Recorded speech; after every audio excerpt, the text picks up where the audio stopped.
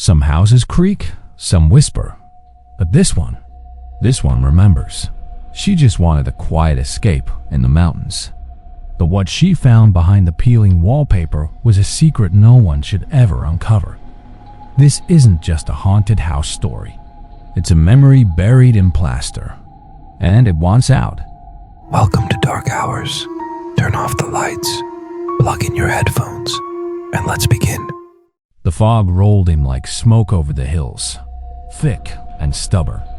It was always foggy in Briar Hills, or at least that's what the locals said. The kind of fog that clung to your skin, seeped into your lungs, and made you question whether the sun had ever really existed. Karen Matlock arrived at her new rental house just before dusk. It was a small Victorian place, sitting at the edge of the woods like it was hiding from something. Paint peeled from the edges, vines strangled the porch posts, and a rusty mailbox leaned like it had given up a long time ago. The landlord had called it charming, but there was nothing charming about it. She stepped out of her car, stretching her legs from the 5-hour drive, and immediately felt the quiet pressing on her. No birds, no wind, no people, just fog and that eerie, unnatural silence. She clutched the keys in her hand tighter, like they were a weapon. Inside, the place smelled like dust, lavender, and something faintly sour. The furniture was covered in white sheets, except for the hallway upstairs. She paused when she reached it. There was a room at the end with its door slightly open. It was the only room that hadn't been mentioned in the listing. She wasn't sure why, but she didn't open that door. Not yet. Karen spent the evening unpacking what she could. She'd moved here after her mother's death, needing time away from the city, the job, and the hospital smells. She was a teacher, or had been, but lately she couldn't even look at children without breaking down. The panic attacks were getting worse. The therapist had called it grief-induced dissociation. Karen just called it losing it. She sat on the couch that night, scrolling aimlessly through her phone. No signal. Of course. She stared at a text from her sister she couldn't reply to. Let me know if you made it safe. Love you. She didn't even remember replying, but somehow the message marked read. That night, as she climbed the creaky stairs to her room, she passed the closed door again. There was a sound, barely audible, like fabric scraping wood, or maybe breathing. She stopped, listened. Nothing. She shook her head and laughed nervously. Get a grip, Karen. But she locked her bedroom door before going to bed. She didn't sleep. The house whispered. It made noises that weren't normal creaks and groans. It sounded like someone was pacing just outside her door, over and over, until about 4 a.m. when it stopped. In the morning, the door at the end of the hallway was wide open. She stood there for a long time, hugging herself. It was closed, she whispered. She knew it was closed. The room inside was strange walls covered in old, yellowing wallpaper with twisting vines and faded flowers. It looked like it had been a child's room. There were dolls on shelves, a cracked crib in the corner, an old rocking chair beside the window. She hated it instantly, but what caught her attention was the wallpaper. Not the design itself, but the shape of it, peeling in strange spots as if something underneath was trying to push through. She touched it. It was warm. That afternoon, she tried to call her sister again. Still no signal. She wandered into the woods nearby, holding her phone up, but the further she walked, the more disoriented she got. Trees started looking the same. The fog thickened. Her footsteps grew louder, and then quieter, like the ground was muffling them. And then the whisper came, a voice in the fog. Karen. She spun around, heart hammering. Hello? Nothing. Just trees. She ran back toward the house, breath ragged, not daring to look back in case something was following. When she reached the porch, her phone buzzed. A text from an unknown number. Why did you leave me? She dropped the phone. Karen stared at the phone on the porch floor, heart thudding in her ears. The screen had gone dark, but she didn't dare pick it up. The message, "Why did you leave me?" rattled in her head like an echo. She didn't know the number, didn't recognize the words, but something about it felt personal, too personal. She finally picked the phone up with shaky fingers and opened her messages again. The text was gone, erased, vanished like it had never been there. Karen blinked and rubbed her eyes. "This place is getting to me," she muttered, then forced herself back inside. That evening, she went back to the strange room at the end of the hall. Something about it kept pulling her, like it was waiting. She stood in the doorway, staring at the wallpaper. The flowers weren't just faded now. They looked dead. The vines curled like they dried up and died. And the peeling sections were worse. One spot near the crib looked like it had been clawed. 3 long scratches. Karen stepped closer and touched the wall. A whisper brushed her ear. "Stay with me." She jumped back, stumbling into the old rocking chair.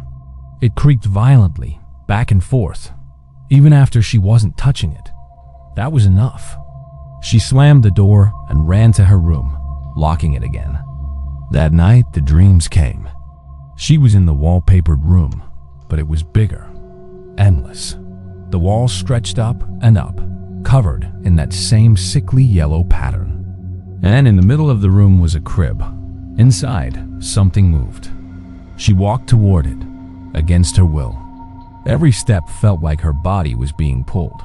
When she reached the crib, she looked down and saw herself, tiny, crying, reaching up with pale hands.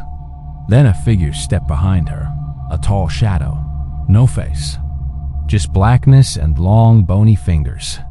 It leaned close and whispered, "You were supposed to protect her." Karen woke up screaming, soaked in sweat. She barely left her room the next day. There were scratches on her bedroom door, fresh ones, deep. She didn't remember hearing anything, didn't remember sleepwalking, but the marks were real. She traced them with a trembling hand. Then she noticed something else: photos on her phone.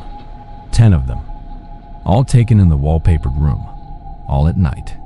One of them showed her standing in the room, eyes closed, hand on the wall. Another showed the crib, but the last one, it showed a small girl sitting on the rocking chair. Her face was blurry, but her eyes, those eyes were staring directly at the camera. Karen didn't know what to do. There were no neighbors nearby, no cell signal, and the fog wouldn't lift. It had been 3 days, and the sun hadn't shown its face once. She tried packing, but her car wouldn't start. Of course it wouldn't. So she did the only thing she could think of. She ripped the wallpaper. It came off like skin, wet, stretchy, and behind it wasn't drywall. It was more wallpaper, older, thicker, a different pattern entirely, little dolls and crooked trees. She ripped that layer too, then another, and another, each one more disturbing than the last. On the 5th layer, she found something scrawled in red crayon. "She's still in the walls." Karen dropped the torn wallpaper and backed away. Suddenly, the door slammed shut behind her, hard. She rushed to it, yanking, but it wouldn't budge. It was locked from the outside. Then she heard the crib creak, very slowly. She turned around. Something was moving under the blankets. The blanket in the crib moved again, just a little, like something breathing underneath. Karen stood frozen. Her hand still clutched a shred of wallpaper, heart thudding so hard it hurt. The air in the room had turned ice cold, and her breath came out in white puffs. The crib creaked, once, twice. Karen took a step forward. She didn't want to, but her legs moved on their own, like a puppet. She reached for the blanket. Her fingers brushed the edge. Then the thing under it sat up. A little girl, pale skin, dirty blonde hair, hollow, empty eyes. Karen gasped and stumbled back, but the girl didn't move. She just stared, blank, like a doll. Then she opened her mouth and without moving her lips said, You forgot me. Karen screamed. The door burst open behind her. No one was there. She ran. Down the hallway, down the stairs, out the door. The fog outside was thicker than ever. It swallowed the house, the road, everything. She made it to her car again, still dead. She tried to scream, but the sound got caught in her throat. Then her phone buzzed. One new photo. She didn't take it. She opened it. It was a picture of her sleeping in bed, taken from the inside of her closet. That night, she didn't sleep. She didn't dare. She sat in the kitchen with every light on, clutching a knife. Every few minutes, she'd hear it, the creak of the rocking chair upstairs, even though the room door was closed, even though she'd locked it again. At 3:33 a.m. exactly, the lights flickered and went out. Total darkness. She lit a candle, and in the glow, she saw tiny footprints on the floor, bare feet, leading from the hallway to right behind her. She spun around, knife ready. Nothing. Then the candle blew out by itself. The next day, she broke into the basement. The landlord had said it was sealed off, unsafe, he told her. Old wiring, water damage. But she didn't believe him anymore. She found the key in the back of a drawer, rusty, and when she turned it, the door opened with a groan like something was waking up. The basement smelled like mold, rot, and something metallic, like blood. She climbed down with a flashlight. The walls were covered in drawings, crayon, paint, scratches. All of them showed a girl. Same dress, same long hair, same black eyes. Sometimes she was smiling. Sometimes she was crying. Sometimes her mouth was just a wide, empty hole. One drawing showed her holding hands with Karen. She gasped. Then she saw the writing below it. Childish letters, uneven, rushed. Sissy loves me, she said forever. Karen dropped the flashlight. Her mind snapped open like a door. Memories she had buried, hidden, burned. The girl wasn't a stranger. She was her sister. Emily. Her baby sister? No, that wasn't possible. Emily had drowned in a lake when Karen was 10. She remembered the funeral, the counselors, the medications afterward, the night terrors. Her parents never talked about it again, but Emily wasn't supposed to talk. She wasn't supposed to follow. Karen backed away from the wall, hyperventilating. Then she saw something in the corner of the basement, a crib, the same one from the upstairs room, and in it, a doll. Its mouth stitched shut, its eyes glassy, and tied around its neck, a name tag, Emily. Karen screamed and ran. Karen didn't remember running back up the stairs. She didn't remember locking the basement door, but she found herself in the bathroom, sobbing into her knees, rocking back and forth like a child. Her brain felt cracked, like it had split into two parts, one trying to make sense of things and one just screaming inside her head. She kept whispering the name. Emily, Emily, Emily. She had forgotten. She had chosen to forget. When Karen was 10, her mom had gone to rehab. Her dad was gone before that. For 6 months, Karen was left to watch over her baby sister. Emily was only 3. There was a lake behind their house, a small, muddy one. Their mom always told them not to go near it. Karen never listened.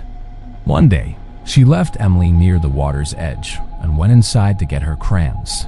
When she came back, Emily was gone. The police said it was an accident. No one blamed her. But Karen never forgave herself.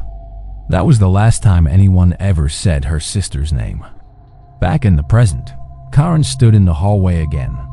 The wallpapered room was wide open. This time, the crib was empty. The wallpaper had curled back like skin peeling off a body, and the girl was standing in the corner, watching her, not moving. Karen tried to speak, tried to say her name, but her mouth wouldn't work. The girl blinked slowly, then pointed at the wall. More words had appeared in crayon, fresh. You said you'd never leave me. Karen stepped forward, tears in her eyes. I'm sorry. I didn't mean to. I didn't remember. The girl opened her mouth, and her voice sounded like dozens of voices all at once. You forgot. The house shook. The lights exploded.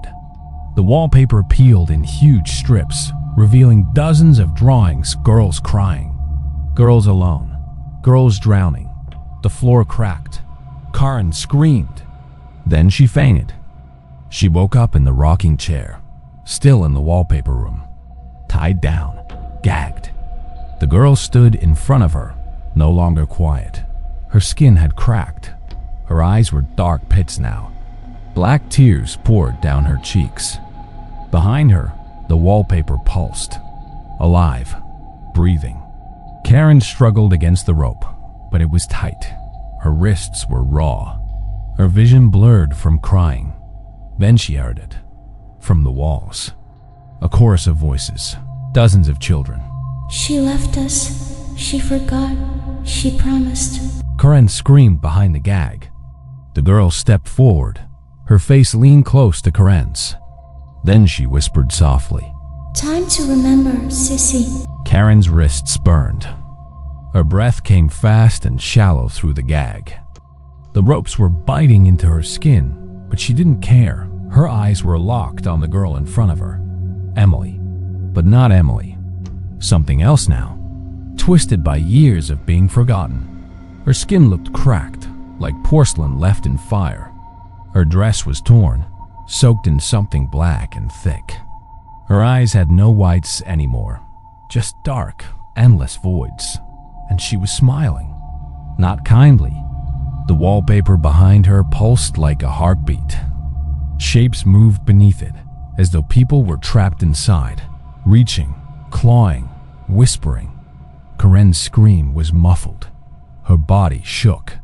Emily leaned in close and touched Karen's cheek. We all live here now, she whispered, and the wallpaper behind her split open like skin. The hole in the wall led into blackness, a hidden room. No light, no air, just cold and dread. Emily stepped aside and pointed. Karen thrashed harder. Tears rolled down her face. Her muffled scream came out like a dying animal's whimper. The ropes untied themselves. She didn't understand it why, but her body was free. She didn't run. She couldn't. Her feet moved on their own, like she was being pulled toward the dark space inside the wall. Emily followed behind. Karen stepped into the hole. Inside the wall, it was like a cave. The sound of dripping water. A faint, awful smell, like wet earth and something long dead. Karen moved deeper, her hands brushing against wallpaper that was no longer attached to anything solid. It felt like old flesh. And then she found them, dozens of dolls, lying in rows.